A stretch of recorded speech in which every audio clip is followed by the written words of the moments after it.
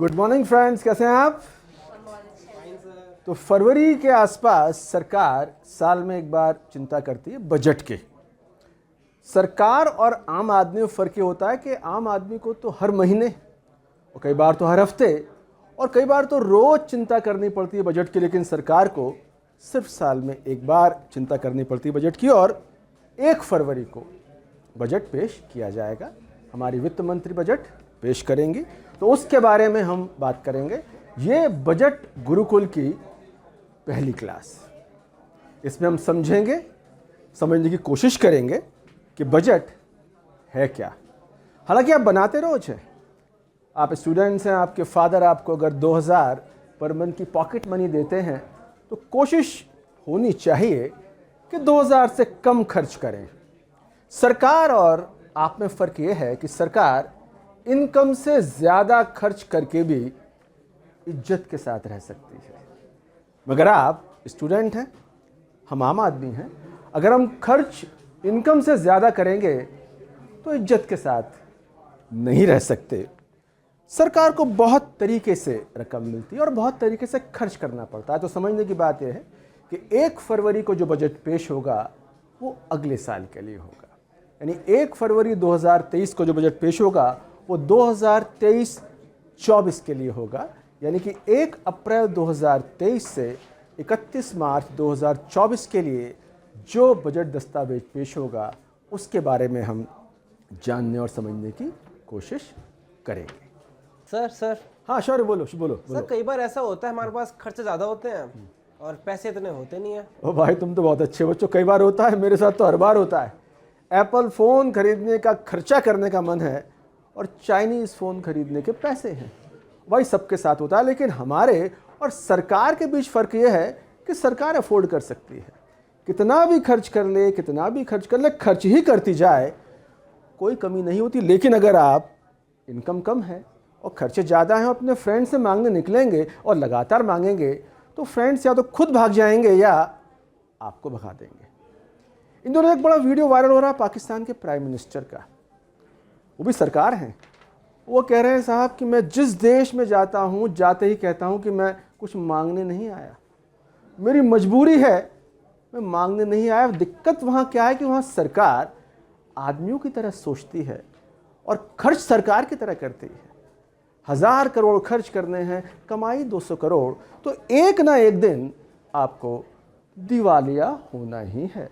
वो आप पाकिस्तान के स्टाइल में हो या श्रीलंका की स्टाइल में हो, लेकिन इनकम थोड़ी ज़्यादा हो, खर्च थोड़ा कम हो, यही बजट का सही हिसाब किताब है। तभी तो बजट बनाते हैं कि भाई इनकम 100 करोड़ की है, खर्चे 80 करोड़ के हैं, कुछ पैसे बचा लिए हमने। इनकम 100 करोड़ की, खर्चे 130 करोड़ के, तो इसे हम बोलेंगे घाटे का बजट। सरकार को उधार मिल जाता है, उधार मिलने की वजह से सरकार घाटे का बजट भी बना लेती है। लेकिन हम ये समझें कि सरकार कहाँ कहाँ खर्च करती है। मोटा मोटा हमें समझना पड़ेगा कि सरकार जब संसद से ये अधिकार लेती है कि इतने करोड़ रुपए का टैक्स लेने का हमको अधिकार दिया जाए, तो हम सब आम नागरिकों को ये पूछने का अधिकार है कि भाई पैसा कहाँ खर्च करोगे। तो पहली बात समझने की ये है कि अभी 1 फरवरी 2023 को जो बजट पेश किया जाएगा वो अगले साल के लिए होगा, 2023-2024 के लिए होगा। अब सवाल है सरकार कहाँ खर्च करती है। सरकार को खर्च करना पड़ता है डिफेंस पे, सरहदों की रक्षा करनी है, टैंक चाहिए, मिसाइल चाहिए, पाकिस्तान को डराने के लिए बड़ा खेल चाहिए, राफेल चाहिए। पिछले साल सरकार ने 8% खर्चा डिफेंस पे किया था। सरकारें उधार लेती हैं, उधार कोई मुफ्त में नहीं देता। समझने की बात यह है कि इकोनॉमिक्स की बहुत फंडामेंटल बात समझ लेंगे तो ज़िंदगी आपकी बहुत अच्छी कटेगी कि मुफ्त में सिर्फ माँ का प्यार मिलता है, बाप का भी नहीं मिलता। आपकी उम्र 25 साल हो जाएगी तो बाप भी पूछने लगता है कि बेटा कर क्या रहे हो। मुफ्त में सिर्फ माँ का प्यार मिलता है। आपका खास दोस्त भी आपको लगातार उधार नहीं देगा। आप उधार मांग के देख लीजिए, आपकी कॉल ब्लॉक कर देगा। तो खर्चे डिफेंस के सरकार को करने पड़ते हैं, हम रोज़ सुनते हैं कि साहब मुफ्त अनाज दिया जाएगा। भाई मुफ्त आ कहाँ से रहा है? मुफ्त आप और मैं जैसे लोग टैक्स देते हैं, पर सरकार को करना पड़ता है। आप याद करें, एक बात आई थी, रेवड़ियाँ बांटी जा रही हैं, लेकिन साहब रेवड़ी का ताल्लुक पॉलिटिक्स से है और अल्टीमेटली संसद में कौन लोग हैं? पॉलिटिशियंस हैं। तो रेवड़ी दें, नॉन रेवड़ी दें, मोटा मोटा समझिए डिफेंस के अलावा सरकार आईआईटी चलाती है, एम्स चलाती है, सड़कें बनाती है, अस्पताल बनाती है। ये खर्चा सरकार आपके और मेरे जेब से वसूलती है। पुरानी सरकारें कर्ज लेके बैठी हुई हैं, उनका ब्याज वापस करना है। पिछले साल के बजट में करीब 20% तो सिर्फ और सिर्फ पुराने कर्जों का ब्याज चुकाने में ही चला गया था। तो जो सरकारें इतना ज़्यादा कर्ज लेके बैठी हुई हैं कि उनकी सारी कमाई ब्याज में ही जा रही है, समझो वो सरकार फेल होने वाली है। इसे हम कर्ज का जाल बोलते हैं। पाकिस्तान सरकार, श्रीलंका सरकार, अभी हम उस सिचुएशन में नहीं हैं। तो मोटे तौर पे हम कह सकते हैं कि हमारी सरकारें अभी मोटे तौर पर बहुत गैर जिम्मेदारी का बर्ताव नहीं कर रही हैं। आय और खर्चे के बीच एक संतुलन बना के चल रही हैं। लेकिन फिर भी समझने की बात यह है कि आप सरकार की सुन तो लो, पर सरकार की तरह बिहेव मत करने लग जाना कि 100 रुपये की इनकम और 120 रुपये के खर्चे पिताजी लात मार के बाहर कर देंगे और आपके फ्रेंड्स आपके कॉल रिसीव करने से इनकार कर देंगे। सर, जब सरकार इतनी जगह से रकम इकट्ठा कर सकती है, इतनी जगह से कमाई कर सकती है, तो हम क्यों नहीं कर सकते? अरे बिल्कुल, किसने रोका है आपको दिव्या जी? बस दिक्कत छोटी सी ये है कि हमारी नई जनरेशन को सुबह उठते ही व्हाट्सएप चेक करना है ना, फिर रील बनानी है और चेकड इन एट स्टारबक्स पे 150 लाइक से कम मिले तो इस पर चिंता भी करनी है। अब इतनी चिंताओं में डूबा हुआ स्टूडेंट कितनी मेहनत कर सकता है? मेहनत करके आप एक क्या 50 सोर्सेस से कमाइए, 50 सोर्सेस से कमाइए। सिर्फ सरकार बिना मेहनत के कमा सकती है। आपके पास बहुत सोर्सेज हैं, आप सुबह ट्यूशन कीजिए, शाम को ट्यूशन कीजिए, और अगर फिर भी आपको लगता है रात में भी कमाना है तो आजकल लगभग सारे ई कॉमर्स वाली वेबसाइट्स के लिए कुछ मोटरसाइकिल वाले लड़के लड़कियाँ चाहिए होते हैं। 15 से 1000 वहाँ सैलरी मिलती है और कुछ टिप बहुत अच्छा मिलता है वहाँ, लेकिन इसके लिए मेहनत चाहिए होती है। तो जो स्टूडेंट मेहनत करके कमा रहे हैं वो तो अभी बहुत अच्छा कमा रहे हैं, लेकिन सरकार होने का फ़ायदा ये है कि बिना मेहनत के उधार लेकर कमा सकते हैं।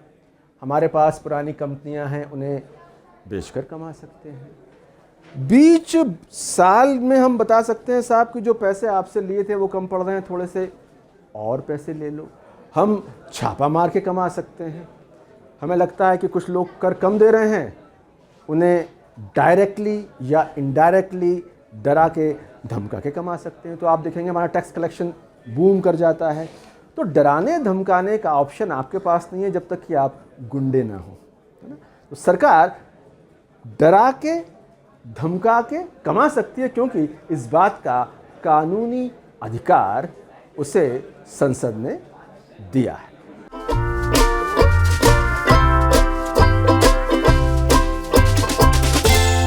बजट का गुरुकुल।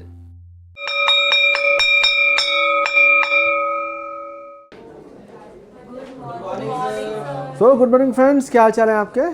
ठीक है। हम लोग आजकल बजट के गुरुकुल में क्लासेस पढ़ रहे हैं और आज हम बात करेंगे बजट गुरुकुल की दूसरी क्लास आर्थिक सर्वेक्षण, जिसे हम इकोनॉमिक सर्वे बोलते हैं। ये बजट के एक दिन पहले पेश किया जाता है। बजट से पहले पेश किए जाने वाले इस दस्तावेज में पूरी अर्थव्यवस्था का समग्र मैक्रो एनालिसिस, मैक्रो पिक्चर होती है। अर्थव्यवस्था के कई सारे सेक्टर होते हैं, जैसे एक परिवार में कई बच्चे होते हैं। एक बच्चा सॉफ्टवेयर इंजीनियर है, एक बच्चा खेती किसानी कर रहा है, एक बच्चा कार कंपनी में काम कर रहा है। हो सकता है कि कार कंपनी बंद हो गई हो, सॉफ्टवेयर का बिजनेस बहुत ज़्यादा चल गया हो, खेती किसानी का बहुत अच्छा हाल हो। ऐसी अर्थव्यवस्था में अलग अलग सेक्टर होते हैं। तो आर्थिक सर्वेक्षण में हम ये जानने समझने की कोशिश करते हैं कि अर्थव्यवस्था के अलग अलग सेगमेंट्स के, अलग अलग सेक्टर्स के क्या हाल रहे। समझने की बात यह है कि बजट तो अगले साल के लिए पेश किया जाता है, जैसे 1 फरवरी को जो बजट आएगा 2023-24 के लिए पेश किया जाएगा, लेकिन इकोनॉमिक सर्वे जो बीत चुका साल है उसके लिए पेश करते हैं। यानी कि जो इकोनॉमिक सर्वे आएगा वो 2022-23 के लिए आएगा। कैसा अर्थव्यवस्था का हाल रहा, खेती किसानी कैसी रही, कार मैन्युफैक्चरिंग कैसी रही, सर्विसेज कैसे रहे, एक्सपोर्ट्स कैसे रहे, इंपोर्ट कैसे रहे, ये सारी चीज़ें जिस दस्तावेज़ में, जिस डॉक्यूमेंट में होती हैं उसको हम बोलते हैं इकोनॉमिक सर्वे। समझने की बात एक और है कि इकोनॉमिक सर्वे को बनाने की जिम्मेदारी एक सरकार के अधिकारी की होती है, जिसको हम बोलते हैं चीफ इकोनॉमिक एडवाइज़र, मुख्य आर्थिक सलाहकार, जो आमतौर पर प्रोफेशनल अर्थशास्त्री होता है, जिसका अर्थशास्त्र का अध्ययन होता है, उसकी रिसर्च होती है। फिलहाल हमारे मुख्य आर्थिक सलाहकार हैं डॉक्टर वी अनंत नागेश्वरन। सर आपने बताया तो, पर मुझे समझ नहीं आया कि बजट से पहले ही क्यों इसे पेश करते हैं। हाँ चल, बड़ा अच्छा सवाल तुमने किया, वेरी गुड क्वेश्चन। बजट से पहले ही आर्थिक सर्वेक्षण क्यों आता है, बाद में क्यों नहीं आता? अर्थव्यवस्था में टाइमिंग की बहुत वैल्यू होती है। बजट में सरकार अपने खर्चों का और इनकम का हिसाब किताब बता रही है। उससे पहले आर्थिक सर्वेक्षण, इकोनॉमिक सर्वे के जरिए वो एक पिक्चर सेट कर देना चाहती है, भाई अर्थव्यवस्था का हाल ये है, अर्थव्यवस्था के सारे सेक्टर का हाल ये है। आर्थिक सर्वेक्षण बताता है कि सरकार के घाटे हाल के सालों में क्या रहे हैं, सॉफ्टवेयर इंडस्ट्री का क्या हाल है, महंगाई का क्या बवाल है, मैन्युफैक्चरिंग सेक्टर के सामने क्या सवाल है, यूक्रेन और रूस का वार हमारे लिए कितना दुखदाई साबित हो रहा है। ये सारे के सारे विस्तार से डिस्कशन हो सकते हैं आर्थिक सर्वेक्षण में। आर्थिक सर्वेक्षण एक खुला दस्तावेज है। हमने डिस्कस किया कि सरकार का मुख्य आर्थिक सलाहकार इसे जैसे चाहे वैसे इस्तेमाल कर सकता है। बहुत शानदार आइडिया, नए आइडिया, एक आइडिया था यूनिवर्सल बेसिक इनकम, जिसमें बताया गया था कि हर एक को सरकार बिना कुछ किए कुछ पैसे दे दे। ये एक इकोनॉमिक सर्वे में डिस्कस किया गया था। यानी कि सरकार अपने आर्थिक सलाहकार को छूट देती है कि भाई इकोनॉमी के बारे में बताओ, इसके अलावा तुम्हारा जो मन हो बताओ। जैसे आप देखेंगे आजकल एक विषय आ रहा है क्लाइमेट चेंज, लेकिन भाई हर चीज़ में ज़रूरत होती है फाइनेंस की, तो क्लाइमेट चेंज से जुड़ा सवाल है क्लाइमेट फाइनेंस का। ऐसा मेरा अंदाज़ है कि अभी जो इकोनॉमिक सर्वे आएगा उसमें हम क्लाइमेट फाइनेंस पे कुछ डिस्कशन देखेंगे, कुछ डिस्कशन कोरोना पे देखेंगे। तो ये एक तरह से ब्रॉड, मैक्रो, जनरल बड़ी पिक्चर है, बहुत बड़ी पिक्चर है। बजट इसके मुकाबले छोटी पिक्चर होता है। तो इकोनॉमिक सर्वे एक बड़ी पिक्चर देख के आपका माइंड सेट करता है। Policy planners, economist, journalist economic survey देख के अंदाज़ लगाते हैं कि सरकार बहुत रोना रो रही है, बहुत दुखी है, पैसे नहीं हैं, इसका मतलब शायद टैक्स बढ़ सकता है। तो इकोनॉमिक सर्वे देख के आप एक अंदाज़ लगा सकते हैं कि सरकार का बजट किस डायरेक्शन में जाएगा। लेकिन समझने की बात यह है कि बजट और इकोनॉमिक सर्वे बनाने वाली दोनों टीम्स अलग होती हैं। ये बिल्कुल संभव है कि बजट ये बता रहा हो कि हाय बहुत रोना, बहुत परेशान, बहुत तबाह हो गए, लेकिन इकोनॉमिक सर्वे में पिक्चर कुछ और आ रही हो, या इकोनॉमिक सर्वे कह रहा हो साहब बिल्कुल सब तबाह हो गया और बजट टैक्स में छूट दे दे। तो बजट एक अलग दस्तावेज है, इकोनॉमिक सर्वे एक अलग दस्तावेज है। लेकिन इकोनॉमिक सर्वे का हम लगातार पढ़ेंगे तो अर्थव्यवस्था के बारे में हमारी ब्रॉड अंडरस्टैंडिंग बेहतर होती है। तो सर ये सारी चीज़ें तो बजट में ही बताया जा सकते हैं, इनको अलग से इकोनॉमिक सर्वे में क्यों पेश किया जाता है? बहुत अच्छा सवाल। स्कूल डेज याद करो, पेरेंट्स टीचर मीटिंग में जाते थे ना, हर महीने टीचर बुला के तुम्हारा हाल बताती थी, है ना, कि बच्चा बहुत बात करता है, उधम करता है, दूसरों का लंच खा जाता है। लेकिन 3 महीने बाद आपका रिजल्ट कार्ड मिलता था। रिजल्ट कार्ड में आप बहुत अच्छे भी हो सकते थे, खराब भी हो सकते थे, लेकिन पूरे साल आपके पेरेंट्स को बताया जाता है कि आपके बच्चे का ओवरऑल। तो आप कह सकते हैं कि इकोनॉमिक सर्वे एक तरह से पेरेंट टीचर मीटिंग का डॉक्यूमेंट है, डिटेल में सारी चीज़ बता रहे हैं। और at the end of the 3 months 6 months आपके हाथ में थमा दिया report card, specific data A+, A-, C-, वो हमारा बजट है। तो इस तरह से हम समझ सकते हैं कि आर्थिक सर्वेक्षण में थोड़ी ज़्यादा बात कर सकते हैं, खुल के बात कर सकते हैं। आर्थिक सर्वेक्षण में बता सकता हूँ कि पृथ्वीराज की माँ को कि आपका बच्चा मैथ्स के लिए फिट नहीं है, मैथ्स से हटा दो इसको, आप इसको दिलवा दो ह्यूमैनिटीज़, ठीक है। लेकिन रिज़ल्ट में मैं आपको सिंपल बताऊंगा कि आपके बच्चे के B+ आए हैं, C+ आए हैं, वहाँ डिस्कशन की गुंजाइश नहीं होती। इकोनॉमिक सर्वे में मुख्य आर्थिक सलाहकार बता सकता है कि एग्रीकल्चर में हम इसको ब्रांडिंग की ओर लेके जाएं, मेडिकल में हम ये कर सकते हैं, हम समोसों को ब्रांडेड बना सकते हैं, कचौड़ी को ब्रांडेड बना सकते हैं, बहुत सारे सजेशन दे सकते हैं। लेकिन अब इसके बजट में कोई प्रोविजंस आते हैं नहीं आते हैं कि बजट में सरकार ब्रांडेड समोसों के लिए इंसेंटिव छूट दे रही है नहीं दे रही है, वो फिर एक अलग बात हो जाती है। तो बजट एग्जैक्टली रिपोर्ट कार्ड की तरह बहुत स्पेसिफिक डॉक्यूमेंट होता है। आर्थिक सर्वेक्षण आप एक तरह से पेरेंट टीचर मीटिंग कह सकते हैं, 25 तरह की बातें आपकी टीचर आपकी मम्मी को बता रही होती है, और आपकी मम्मी आपकी सारी बात सुने, आपकी मम्मी सारी बात टीचर की सुने, वो भी ज़रूरी नहीं है। आपके टीचर बता रहे हैं कि पृथ्वीराज का मन बिल्कुल मैथ्स में नहीं लगता, दिन भर एक कार्टून बनाता रहता है, फिर मम्मी कहेगी नहीं इसकी तो दादा पापा चाचा सब इंजीनियर हैं, देयरफॉर इसे इंजीनियरिंग बनना चाहिए, भले ही एक्चुअल रिजल्ट में आपका मैथ्स में C- आए। तो रिजल्ट में एग्जैक्टली हम बजट को देख सकते हैं कि फिगर्स हैं, वहाँ कोई डिबेट डिस्कशन उस तरह से नहीं है। इकोनॉमिक सर्वे में 50 तरह की बातें हो सकती हैं, नए आइडिया आ सकते हैं, इम्प्रैक्टिकल आइडिया भी आ सकते हैं। जैसे हमने बात की यूनिवर्सल बेसिक इनकम सरकार कह रही है सबको हम फ्री में कुछ ना कुछ दे दें, बड़ा इम्प्रैक्टिकल किस्म का आइडिया है, पर वो आया, आर्थिक सर्वेक्षण में वो आया। इस तरह के आइडिया बजट में इम्प्लीमेंट नहीं हो सकते। सो दूसरा विश्लेषण क्या है कि आर्थिक सर्वेक्षण से मोर ऑफ एकेडमिक एक्सरसाइज, अकादमिक एक्सरसाइज। प्रोफेसर है, कुछ सजेशन दे रहा है, बहुत नए सजेशन है, हो सकता है 50 साल बाद वो रियलिटी बन जाएं।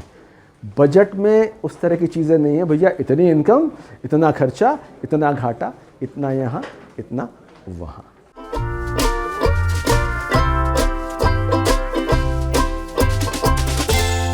बजट का गुरुकुल। आज हम बजट गुरुकुल की तीसरी क्लास करेंगे और इसमें हम फाइनेंस बिल की बात करेंगे। बिल की बात सुनते ही याद आता है कि तरह तरह के खर्चे, है ना। एक फिल्म थी फिर वही दिल लाया हूँ, पहली तारीख से शुरू हो जाता है ग्रॉसरी से लेकर अखबार वाले तक, फिर वही बिल लाया हूँ। सरकार हर साल बजट में एक बिल लेके आती है, फाइनेंस बिल, जिसके सहारे पूरी साल हमसे तरह तरह के टैक्स वसूले जाते हैं। इस बिल को बोलते हैं फाइनेंस बिल। जिस वक्त हम संसद के संदर्भ में बिल की बात सुनते समझते हैं, हमें समझना चाहिए किसी कानून की बात हो रही है, किसी अधिनियम की बात हो रही है। बजट का ताल्लुक अर्थव्यवस्था से है। उस अर्थव्यवस्था के दस्तावेज बजट को जब पेश किया जाता है तो बहुत सारे प्रस्ताव पेश किए जाते हैं। सरकार बताती है ये खर्चा वो खर्चा, उन खर्चों का जुगाड़ कैसे होगा, उसके लिए फाइनेंस बिल लाया जाता है। और फाइनेंस बिल में उन तमाम कानूनों को बदलने का प्रपोजल होता है जिनको बदलना सरकार का बिल भरने के लिए ज़रूरी होता है। तो सरकार का बिल भरने के लिए ज़रूरी जो कानून बदलने वाला दस्तावेज होता है उसको हम बोलते हैं फाइनेंस बिल। फाइनेंस बिल को समझना ज़रूरी है। फाइनेंस बिल को हम मनी बिल बोलते हैं, फाइनेंस बिल को हम मनी बिल बोलते हैं। ये हम समझेंगे तो फाइनेंस बिल को और बेहतर तरीके से समझेंगे। Good morning sir. सर जैसे आपने फाइनेंस और मनी की बात की, तो दोनों में कुछ डिफरेंस है या फिर दोनों सेम ही होता है? थोड़ा एक्सप्लेन कीजिए। देखिए, मनी और फाइनेंस दोनों बहुत अलग अलग कंसेप्ट है ना। श्रुति को एक मोबाइल खरीदना है, 20,000 रुपये का मनी चाहिए, और इसे फाइनेंस कौन करेगा, इसका इंतज़ाम कौन करेगा, जुगाड़ कौन करेगा, मम्मी देंगी या पापा देंगे या दोनों मिलकर देंगे। बजट ने बताया कि 20,000 करोड़ रुपया हमको खर्च करना है, सिर्फ डिफेंस में खर्च करना है। भाई मनी तो ये है, पर इसका फाइनेंस का जुगाड़ कहाँ से आएगा, कहाँ से पैसा आएगा?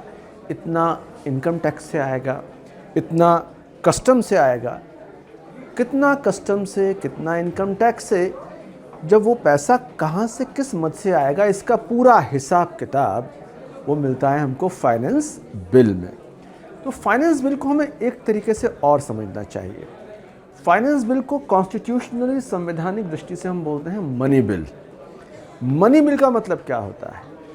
राज्यसभा और लोकसभा संसद के दो हिस्से होते हैं। जो मनी बिल होता है वो लोकसभा में पेश हो गया तो फिर इसे राज्यसभा ना तो रिजेक्ट कर सकती ना बदल सकती। यानी कोई ऐसी सरकार जिसका राज्यसभा में बहुमत नहीं हो, लोकसभा में बहुमत है, तो वो बेखौफ हो सकती है कि राज्यसभा से इसको वापस नहीं भेजा जाएगा। संविधान बनाने वालों ने इस बात का ध्यान रखा कि बजट का डॉक्यूमेंट जब लोकसभा में पेश हो और लोकसभा में अगर बहुमत है तो वो पास हो जाए। या हमको एक चीज़ और समझनी चाहिए कॉन्स्टिट्यूशनल पॉइंट ऑफ व्यू से कि अगर लोकसभा में ही बजट प्रस्ताव पे सरकार हार जाती है तो समझिए सरकार का अविश्वास प्रस्ताव आ गया और सरकार के जाने के दिन आ गए।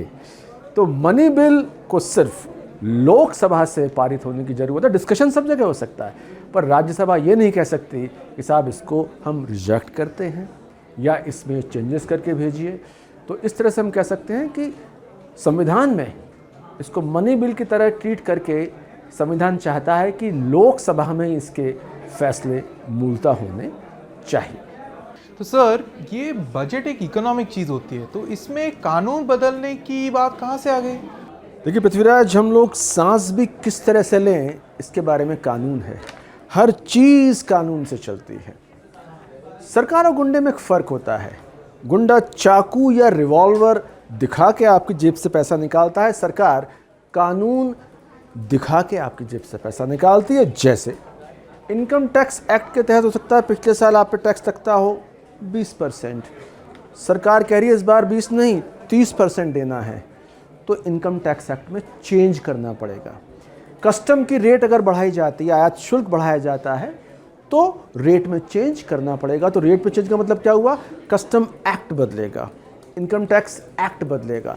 तो बजट जो प्रपोजल रख रहा है उसका कानूनी इम्प्लीकेशन क्या है, कानून में क्या चेंजेस होंगे, वो सारे के सारे चेंजेस फाइनेंस बिल में पेश किए जाते हैं। तो फाइनेंस बिल एक तरह से कानूनी दस्तावेज होता है। अच्छा, तो सर बजट को हम आर्थिक डॉक्यूमेंट माने या लीगल डॉक्यूमेंट माने? देखिए बहुत आपका महीन सवाल है, टेक्निकल डिटेल्स वाला सवाल है। बजट में कई डॉक्यूमेंट्स होते हैं। वित्त मंत्री की स्पीच, बजट के आंकड़े, इन्हें आप कह सकते हैं कि बजट के आर्थिक दस्तावेज हैं, इकोनॉमिक डॉक्यूमेंट्स। बजट का जो फाइनेंस बिल वाला हिस्सा होता है, जहाँ कानूनों के बदलावों के बारे में बात है, वो प्योरली टेक्निकल लीगल हिस्सा है।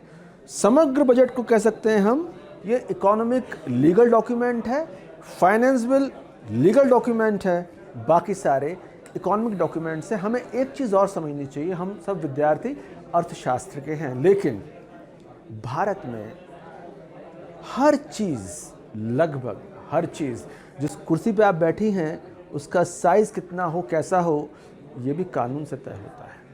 आपको शायद याद ना हो, आपके पिता से बात करें, आपके दादा से बात करें कि घर में हम जो रखते हैं ट्रांजिस्टर रखने का लाइसेंस सरकार से लेना होता था। उस लाइसेंस की फ़ीस हमको सरकार को देनी होती थी।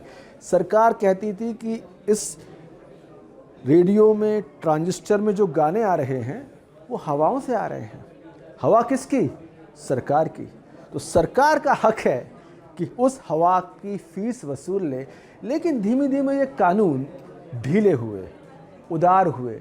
उस प्रक्रिया को हम बोलते हैं उदारीकरण, इकोनॉमिक लिबरलाइजेशन। लेकिन कोई भी सरकार बदलाव करेगी, उसका कानूनी डायमेंशन होता है। तो फाइनेंस बिल आपको वो सारे कानूनी डायमेंशन समझाता है। इसलिए आप पाएंगे कि बजट को समझने और समझाने के लिए थोड़ा सा ज्ञान कानून और संविधान का और बहुत सारा ज्ञान अर्थशास्त्र का जरूरी होता है।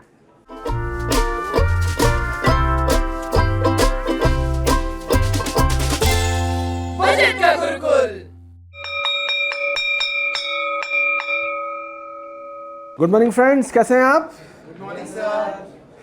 बजट गुरुकुल का चौथा लेसन हम करेंगे। सबसे महत्वपूर्ण, कमाई की जुगाड़। सरकार कमाती कैसे है, कमाने का जुगाड़ कैसे करती? कमाने के आम आदमी के पास 3 तरीके हैं।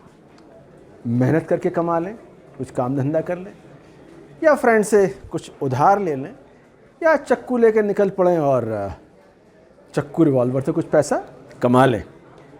रहजनी कर लें, चौथ वसूल लें। अरे गुरुजी क्या बात कर रहे हैं?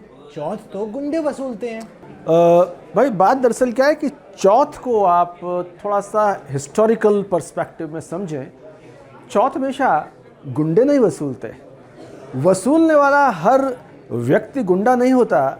कई बार वो सरकार का आदमी भी हो सकता है, अपनी तरीके से वसूल सकता है। चौथ का हिस्टोरिकल पर्सपेक्टिव ये है कि कुछ ताकतवर शासक कमज़ोर शासकों से डरा के धमका के बोलते थे कि जितना तुम्हारा रेवेन्यू कलेक्शन है उसका 1/4, हिंदी में चौथाई, और चौथाई का चौथ, उतना हमको देना पड़ेगा। मर्जी से दो तो बहुत अच्छा, वरना बिना मर्जी के भी हम ले लेंगे। तो जो एंटिटी आपकी बिना मर्जी के भी आपसे वसूल लेती है उसका नाम है सरकार। और दिल पे हाथ रख के बताइए, अपनी मर्जी से कर देना कौन चाहता है? तो आप कह सकते हैं कि एक तरह से सरकार ज़बरदस्ती ही वसूलती है। अब सवाल यह है कि सरकार वसूली कई तरीके से करती है। वसूली करती है इनकम टैक्स के जरिए, तमाम लोग देते हैं, मेरे जैसे इंडिविजुअल देते हैं। सरकार वसूलती है कंपनियों से, उसे हम बोलते हैं कॉरपोरेशन टैक्स। कॉरपोरेशन का मतलब कंपनी। कोई बाहर से सामान मंगा रहा है, इंपोर्ट कर रहा है, इंपोर्ट ड्यूटी लगा के वसूलती है, उसे हम बोलते हैं आयात कर। तो इन सारे करों से मिलने वाली रकम को हम बोलते हैं रेवेन्यू रिसीट्स, राजस्व प्राप्ति। सरकार रेवेन्यू के अलावा पूंजीगत यानी कैपिटल रिसीट्स के जरिए भी वसूलती है। सर, ये रेवेन्यू और कैपिटल में फ़र्क क्या है? रेवेन्यू और कैपिटल, इसमें क्या फ़र्क है, इस बात को समझने के लिए मैं तुमसे सवाल पूछूंगा।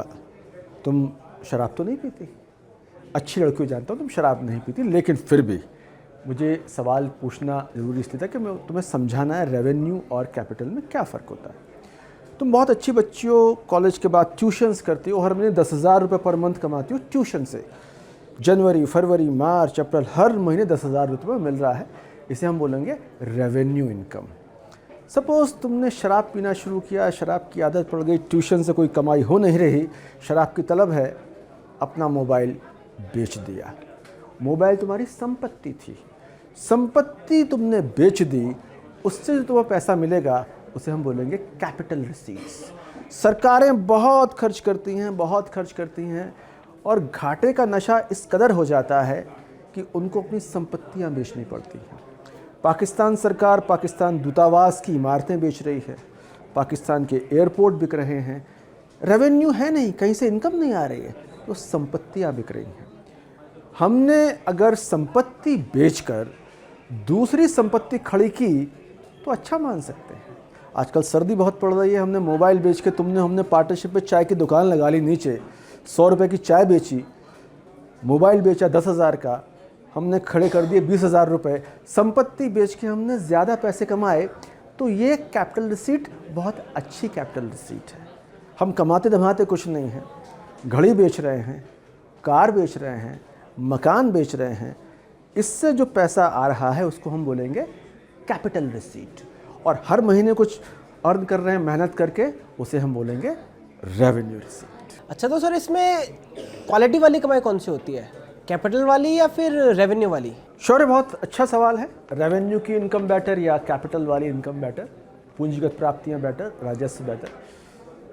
एग्जाम्पल दे रहा हूँ, भगवान करे ऐसा ही हो। तुम्हारे फादर हज़ार गज की 5 कोठियाँ छोड़कर गए तुम्हारे लिए, और तुम्हें बी ऑनर्स इकोनॉमिक्स कराया, MA कराया, जर्नलिस्ट बनाया, तुम्हारी सैलरी 1 लाख, 2 लाख, 3 लाख, 4 लाख, यानी तुम्हारे पास अब एसेट्स भी हैं और तुम्हारी सैलरी बढ़ती चली जा रही है।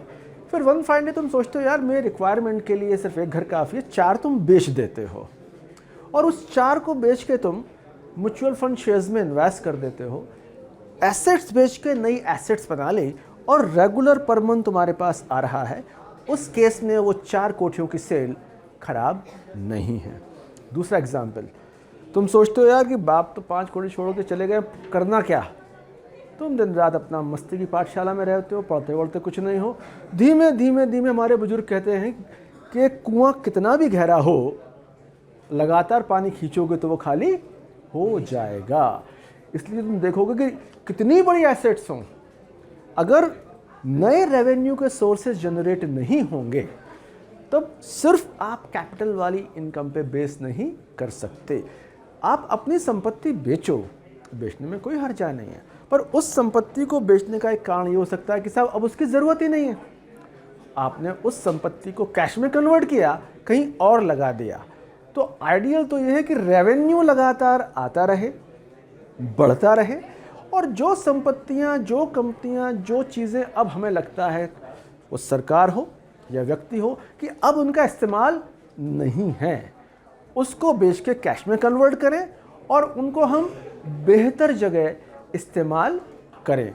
तो हम ऐसा कह सकते हैं कि अच्छा बजट वो होता है जिसमें रेवेन्यू के जरिए, करों के जरिए, आय के जरिए हम और ज़्यादा से ज़्यादा आमदनी का इंतज़ाम करें, और ऐसी एसेट्स जिनको अब सरकार समझती ज़रूरी नहीं है उन्हें बेचकर पैसा खड़ा कर लें। लेकिन अगर उदाहरण पाकिस्तान का हो कि जहां पैसे ही नहीं बचे सैलरी देने के लिए हम एयरपोर्ट और अपनी हाई कमीशन की और एम्बेसी की बिल्डिंग बेच रहे हैं, तो ये शराबी वाला हाल है कि आपको घाटे का नशा इतना ज़्यादा हो गया है कि अब आप काम करने काबिल बचे नहीं। आपका एक दिन कोठी, मकान, दुकान, शर्ट, पैंट सब बिक जाएगा। वो बैंकरप्सी यानी दिवालियापने की स्थिति है। तो अच्छी एसेट कैपिटल पिताजी छोड़ गए, बहुत बढ़िया, मगर अपनी काबिलियत में, अपनी स्किल में, अपनी मेहनत में, अपने टैक्सेस में, अपनी इनकम के नए नए सोर्सेज हमको तलाशते रहने चाहिए। कैपिटल ज़रूरी है तो रखेंगे, नहीं तो उसे बेच के हम आगे बेहतर इन्वेस्ट करेंगे।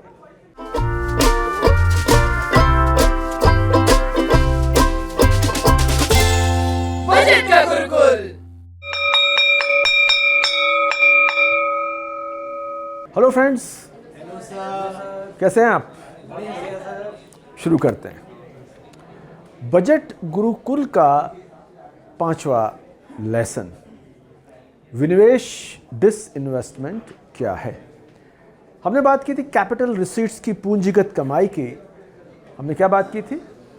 अपनी संपत्ति बेचना, अपनी कंपनियां बेचना, इसे हम काउंट करते हैं कैपिटल रिसीट में। तो विनिवेश यानी कि सरकार ने पैसा लगाया, वो तो हो गया निवेश, और सरकार ने अपना पैसा वापस लिया, ये क्या हो गया? विनिवेश। देश का उल्टा क्या हुआ? विदेश। निवेश का उल्टा क्या हुआ? विनिवेश। तो पैसा लगाने के बाद जब निकालते हैं तो उसे हम बोलते हैं विनिवेश। सरकार ने एक ज़माने में जाने किन किन कैसी कैसी कंपनियों में पैसा लगाया था, आपको शायद पता ना हो, आपके पिताजी या दादाजी को पता होगा। एक ज़माने में ब्रेड का ब्रांड हुआ करता था, मॉडर्न ब्रेड। सरकार ब्रेड तक बनाया करती थी।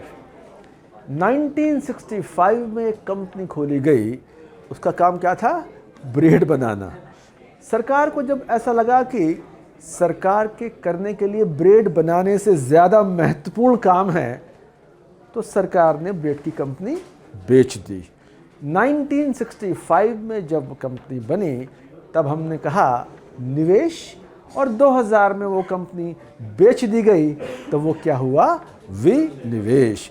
तो बहुत सारे धंधे सरकार अलग अलग टाइम पे करती रही, लेकिन बाद में उनको आया कि ये धंधा हमारे करने का नहीं है। तो जैसे उन्होंने वो कंपनी बेच के पैसा अर्न किया, हम कह सकते हैं कि विनिवेश करके सरकार ने अपना पैसा खड़ा कर लिया, अपना पैसा वापस ले लिया। पर सर एयर इंडिया भी तो कभी सरकारी कंपनी थी ना? आंचल, बिल्कुल तुम सही कह रही हो। एयर इंडिया एक ज़माने में सरकार की ही कंपनी होती थी। एयर इंडिया के मूंछों वाले महाराजा भी सरकार के ही होते थे, और महाराजा कंगाल हो गए, फटेहाल हो गए।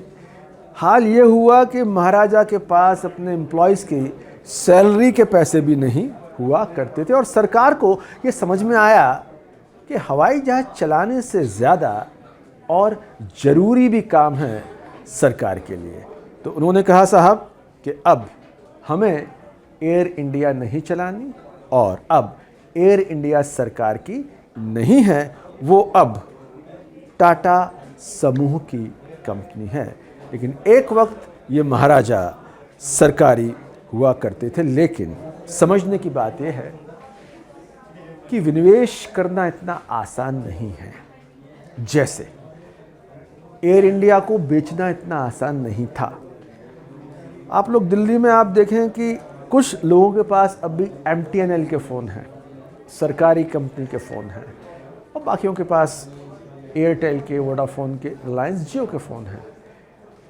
अगर सरकार ये तय कर ले कि हम पूरी की पूरी MTNL कंपनी को बेच देंगे, ये आसान नहीं है। आसान इसलिए नहीं है, धरने, प्रदर्शन, सरकारी और निजी की वर्क कल्चर में बड़ा फ़र्क होता है। एक ज़माने में दूरदर्शन अकेला हुआ करता था, और आप अगेन मैं आपको बार बार दिलाता हूँ, अपने मम्मी पापा से बात करें, वो रोज़ शाम को कृषि दर्शन तक देखा करते थे। कोई रास्ता ही नहीं था, ऑप्शन नहीं था, मोनोपोली थी। लेकिन बाद में बहुत सारे टीवी चैनल्स आ गए, तो प्राइवेट टीवी चैनल्स में काम करने का हिसाब किताब अलग, सरकारी में हिसाब किताब अलग। विनिवेश में सरकार से हटकर बिजनेस आ जाता है प्राइवेट में। तो प्राइवेट में जाना इतना आसान नहीं होता, बहुत मुश्किल होता है। इसलिए सरकार एयर इंडिया को जाने कब से बेचने की बात कर रही है, सालों साल। अब जाकर 2022 में, करीब 1 साल पहले, उसका विनिवेश हो पाया। विनिवेश करना कितना मुश्किल है, मैं कुछ आपको आंकड़ों के साथ समझाता हूँ। 2021-22 के लिए सरकार ने लक्ष्य रखा था कि 1,75,000 करोड़, 1,75,000 करोड़ रुपए हासिल किए जाएंगे सरकारी कंपनियां बेच के। हासिल हुए सिर्फ 78,000 करोड़। सरकार को थोड़ी सी समझदारी आई, और 2022-23 के लिए उसने अपने लक्ष्य कम कर दिए, सिर्फ 65,000 करोड़। अभी हम देखेंगे कि कितने पैसे उसको मिले। तो विनिवेश करना बहुत फ़ायदेमंद हो सकता है, लेकिन इसे करना आसान नहीं होता। सर, डिसइन्वेस्टमेंट के साथ एक वर्ड सुना जाता है, एसेट मोनेटाइजेशन। वो क्या होता है? बड़ा महीन और टेक्निकल सवाल है आपका, समझना ज़रूरी है। विनिवेश यानी कंपनी सरकार ने खड़ी की और बेच दी। एयर इंडिया कंपनी सरकार की थी, अब सरकार ने बेच दी, उससे हाथ झाड़ कर निकल गए। अब एयर इंडिया से कोई लेना देना सरकार का नहीं है। एसेट मोनेटाइजेशन यानी एसेट यानी संपत्ति, मोनेटाइजेशन यानी उससे कुछ पैसे कमाने का जुगाड़। स्टेशन सरकार के हैं, स्टेशन किसी प्राइवेट पार्टी को दे दिए गए। आप भोपाल हबीबगंज कभी जाइए तो वहाँ प्राइवेट पार्टी के पास स्टेशन है, वो अपने हिसाब से मैनेज कर रहे हैं। प्राइवेट पार्टी स्टेशन से कुछ कमा खा रही है, कुछ हिस्सा सरकार को भी दे रही है। अभी सरकार का फ़ायदा क्या है? ये पहली बात तो कुछ खर्च नहीं करना पड़ रहा है, कुछ आ ही रहा है। एसेट मोनेटाइजेशन में मिल्कियत सरकार की ही रहती है, यानी स्टेशन सरकार के पास से नहीं गया। डिसइन्वेस्टमेंट में कंपनी ही चली गई, संपत्ति ही चली गई। एसेट मोनेटाइजेशन में एसेट हमारे पास है, सरकार के पास है, उससे पैसे कमाने का जुगाड़ हो गया। आपके पिताजी एक मकान छोड़ के चले गए आपके पास, एक तरीका तो आपने बेच दिया, ये क्या हो गया? डिसइन्वेस्टमेंट। आपने बुलाया डोमिनो वाले को, भाई एक काम कर, बहुत मौके पे मेरा कनाट प्लेस पे मकान है, तू कन्वर्ट कर ले इसको। उसने कहा ठीक है साहब, मैं मैनेज करूँगा, आपको इतने पैसे दूंगा। मकान आपका है, उस पर हिसाब किताब बिजनेस चला रहा है वो। मकान की मिल्कियत आपकी, मकान आपका नहीं गया, वो आपका हुआ एसेट मोनेटाइजेशन। और आपने कहा यार तू ये पूरा पकड़, I don't want any headache, दुकान ही ले जा, तू सब कुछ ले जा, मुझसे कुछ करना नहीं, मैं तो यात्रा पर निकलने वाला हूँ, धंधा जोड़ो यात्रा। आपने उसको दिया, आप निकल गए हाथ झाड़ के, अब उससे कोई लेना देना नहीं है।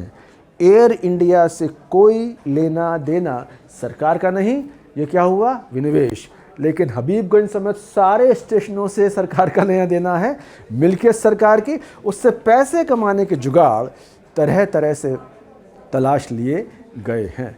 तो सरकार की संपत्ति है, पैसे कहीं और से आ रहे हैं, इसे हम बोलते हैं एसेट मोनेटाइजेशन।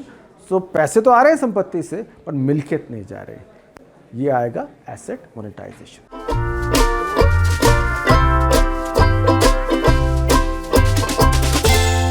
बजट का गुरुकुल।